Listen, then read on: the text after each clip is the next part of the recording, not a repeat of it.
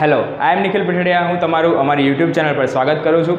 ધોરણ 10 વિજ્ઞાનની અંદર ચેપ્ટર નંબર 11 માનવ આંખ અને રંગબેરંગી દુનિયાનો આપણે અભ્યાસ શરૂ હતો. લાસ્ટ વિડીયો લેક્ચરની અંદર આપણે પ્રિઝમ વડે કાચનું વક્રીભવન અને વિભાજન સમજ્યા હતા કે પ્રકાશનું વિભાજન અને વક્રીભવન કેવી રીતે થાય છે. આજના વિડીયો લેક્ચરની અંદર આપણે વાતાવરણીય વક્રીભવન અને તેની અંદર સમાવેશ રહેલો સૌથી આઈએમપી ટોપિક તારાઓ કેમ ટમટમે છે તેના વિશે અને બીજી ઘણી બધી જેવી બાબતો છે કે જે પ્રકાશને આધીન અમુક ઘટનાઓ એવી આપણે રોજબરોજની લાઈફની અંદર જોતા હોઈએ છીએ, તો એ વસ્તુનો અભ્યાસ આપણે આ વિડીયોમાં કરવાનો છે. તો ચાલો વિદ્યાર્થી મિત્રો શરૂ કરીએ.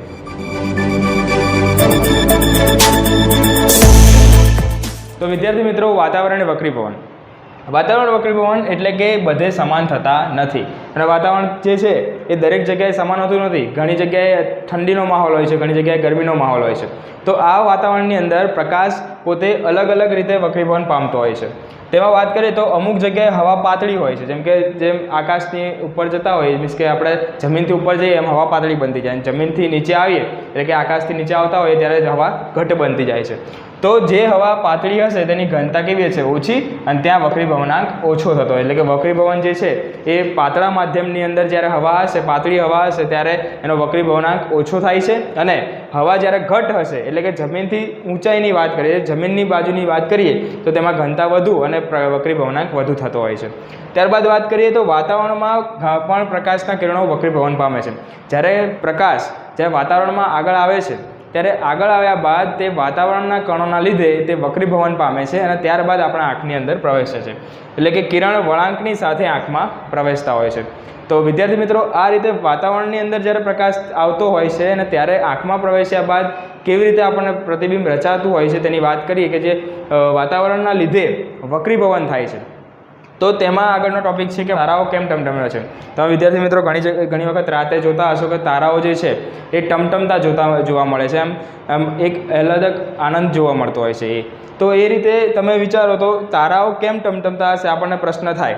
તો તારાઓનો પ્રકાશ ક્રમશઃ વક્રીભવન પામતાની સાથે પૃથ્વી પર પહોંચે છે. તારાઓનો જે પ્રકાશ જ્યારે પૃથ્વી પર પહોંચતો હશે ત્યારે વાતાવરણની અંદર એ પ્રકાશ પ્રવેશીને ત્યારબાદ આગળ વધતો હોય છે. હવે વાતાવરણની અંદર પ્રવેશે એટલે કે તારાઓનું સ્થાન આભાસી તથા મૂળ સ્થાન કરતાં થોડુંક અલગ દેખાય છે. આપણને જે તારો જે સીધો અહીંથી દેખાતો હશે તેના કરતાં આપણને જે તારાનું જે પ્રતિબિંબ આપણે જોઈ શકતા હોઈએ છીએ, સામે જે તારા જોઈ શકતા હોઈએ છીએ, તેનો આભાસ અને જે પ્રતિબિંબ આપણા આંખની અંદર રચાઈને જે જોતા હોઈએ છીએ તેની અંદર બંનેમાં ડિફરન્સ જોવા મળે છે. આથી તારાનું દેખીતું સ્થાન સ્થિર હોતું નથી. કેવું હોય છે? બદલાયા કરે છે. કારણ કે જ્યારે પ્રકાશ વાતાવરણમાં આગળ આવે છે ત્યારે વાતાવરણની અંદર વક્રીભવન પામ્યા બાદ તે વળાંકની સાથે આપણા આંખની અંદર પ્રવેશતો હોય છે. આથી આમ આપણે આંખમાં પ્રવેશતા તારાની પ્રકાશની માત્રા પણ અનિયમિતપણે બદલાય કરે છે. એટલે કે પ્રકાશની જે માત્રા હશે ક્યારેક વધારે જોવા મળશે, ક્યારેક ઓછી જોવા, એટલે કે ક્યારેક તીવ્ર પ્રકાશ હશે, ક્યારેક ઓછો પ્રકાશ હશે.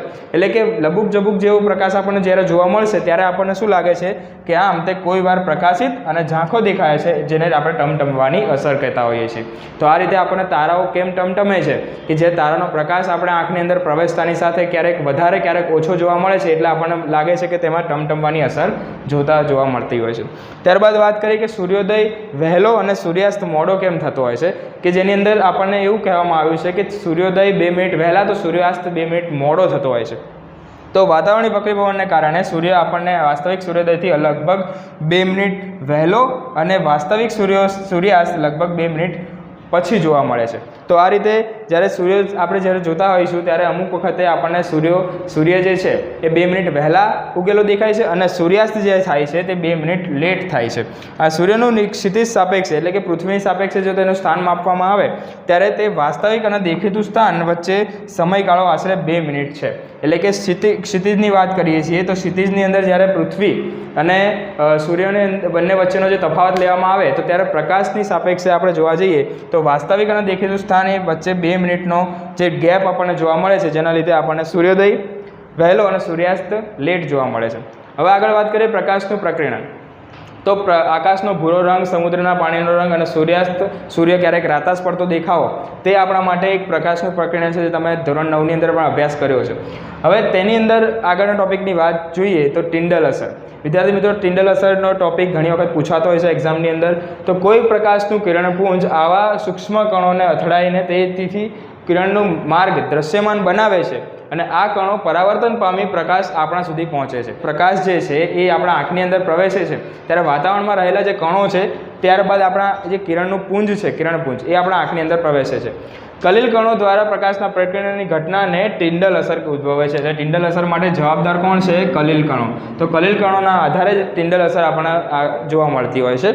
અને સૂર્યપ્રકાશ ગાઢ જંગલના ઉપરના બાહ્ય આવરણમાંથી પસાર થાય છે. સૂર્યપ્રકાશ જે છે કોઈ પણ જગ્યાએ ટિન્ડલ અસર તો આપણે જોઈ શકીએ તો જે સૂર્યપ્રકાશ આવતો હશે ત્યારે ઝાકળના બુંદો દ્વારા તેનું પ્રકીર્ણન થશે. એટલે કે જે વૃક્ષોની આજુબાજુ જે ઝાકળ જમાયેલી હશે તે ઝાકળની અંદરના લીધે આપણે સૂર્યોદયનો જે પ્રકાશ છે એ આપણા આંખની અંદર પ્રવેશતો હોય છે.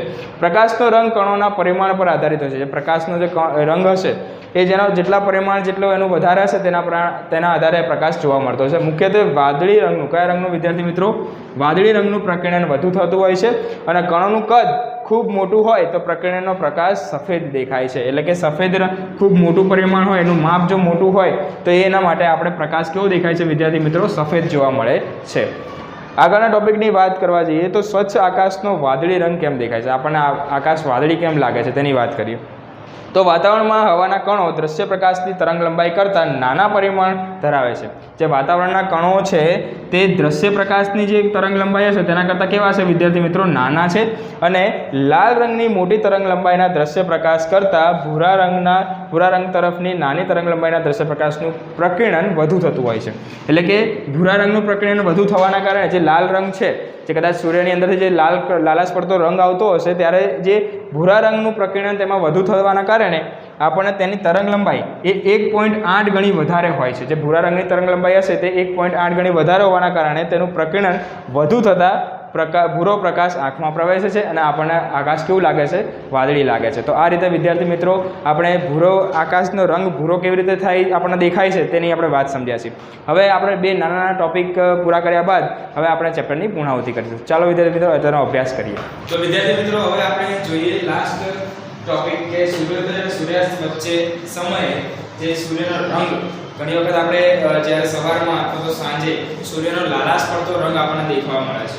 તો તેનું શું કારણ હોય છે તેની વાત કરીએ તો કે સલ્ફરની પ્રવૃત્તિ તમને આ બુકની અંદર આપેલી છે. સલ્ફરની પ્રવૃત્તિની અંદર એવું છે કે જ્યારે સૂર્યનો કોઈ પણ એક પ્રકાશની લાઈટ જ્યારે આપણે કોઈ એસિડ કે અથવા તો સલ્ફરને આપણે લેવામાં આવે, સલ્ફ્યુરિક એસિડ કે ગમે તે તેની અંદરથી જ્યારે પ્રકાશને આપાત કરવામાં આવે છે અને જ્યારે કોઈ બીજા કાગળ અથવા કોઈ પડદા ઉપર એનો પ્રકાશને ઝીલવામાં આવે છે તો ત્યારે એની અંદર પ્રકીર્ણનની ઘટના જોવા મળે છે. અને એ જ પ્રકીર્ણનના આધારે આપણે જોઈ શકીએ છીએ કે અમુક વખતે જે પીળાશ પડતો રંગ, જે સલ્ફરનો જે રંગ હશે એના કરતાં પીળાશ પડતો રંગ આપણને પડદા ઉપર જોવા મળે છે. તો તેની એક નાની મોટી પ્રવૃત્તિ આપણે આપી છે કે સલ્ફરના કણો વડે ટૂંકી તરંગ લંબાઈવાળા પ્રકાશનું પ્રકીર્ણન થાય છે. એટલે કે પ્રકીર્ણન જે પ્રકાશ અંદર સમાયેલો છે એની અંદરથી જે સફેદ પડદો કે જે કાગળ હશે તેના ઉપર પીળાશ પડતો રંગ જોવા મળે છે. પડદા પર પહેલા નારંગી લાલ અને રંગ પછી ચમકતો કિરણથી લાલ રંગનો જોવા મળે છે. એટલે કે જે કયા કલરનો જોવા મળે છે વિદ્યાર્થી મિત્રો? તો કે નારંગી લાલ અથવા કિરણથી લાલ તરીકે રંગ આપણને જોવા મળે છે. અને એવું જ એવું વસ્તુ આપણે જ્યારે સૂર્યોદય કે સૂર્યાસ્ત થશે તેની અંદર પણ જોવા મળે છે. તો સૂર્યોદય અને સૂર્યાસ્ત સમયે સૂર્ય લાલાશ પડતો જોવા મળે છે. તો એનું એક રીઝન આ પ્રકરણની ઘટના જ છે કે ક્ષિતિજ પાસે સૂર્યપ્રકાશ વાતાવરણના ઘટ આવરણમાંથી જ્યારે વધારે અંતર કાપીને આંખમાં પ્રવેશે છે. એટલે કે જે સૂર્યપ્રકાશ જે છે એ જ્યારે પૃથ્વીના અંદર પ્રવેશ છે ત્યારે વાતાવરણમાંથી એને પસાર થવો પડે છે અને એ પસાર થવાના કારણે તેની અંદર જે રહેલા કણો છે તે પ્રકીર્ણન પામશે. એટલે કે પ્રકીર્ણન તો પામવાના જ છે કારણ કે પ્રકાશ જ્યારે એક વાતાવરણમાં આવે છે ત્યારે બીજું માધ્યમ એનું બદલાઈ જાય છે અને બદલાવાના કારણે પ્રકીર્ણન પામશે. આથી અમુક વાર બપોરે આપણે સૂર્ય કેવો દેખાય છે? સફેદ દેખાય છે.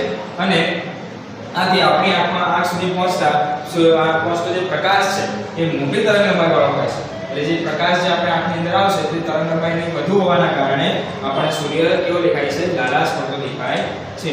તો આ રીતે જે સૂર્યનો જે રંગ છે એ નેચરલ રંગ કરતાં આપણને જે સાંજે અથવા તો સવારના જે માહોલની અંદર આપણને લાલ કલરનો જોવા મળે છે. તો વિદ્યાર્થી મિત્રો આપણે આ સાથે આ વિડિયોની અંદર આપણે આ જે ચેપ્ટર છે પૂરું કરીએ છીએ. મળીએ છીએ નવા વિડિયોની સાથે અને નવા ચેપ્ટરની સાથે. તો વિદ્યાર્થી મિત્રો જો તમને અમારો વિડિયો ગમ્યો હોય તો અમારા વિડિયોને લાઈક કરો, અમારી ચેનલને સબસ્ક્રાઇબ કરો અને ધોરણ 10ના વિદ્યાર્થીઓ પાસે શેર કરો અમારો વિડિયો. આપનો ખૂબ ખૂબ આભાર.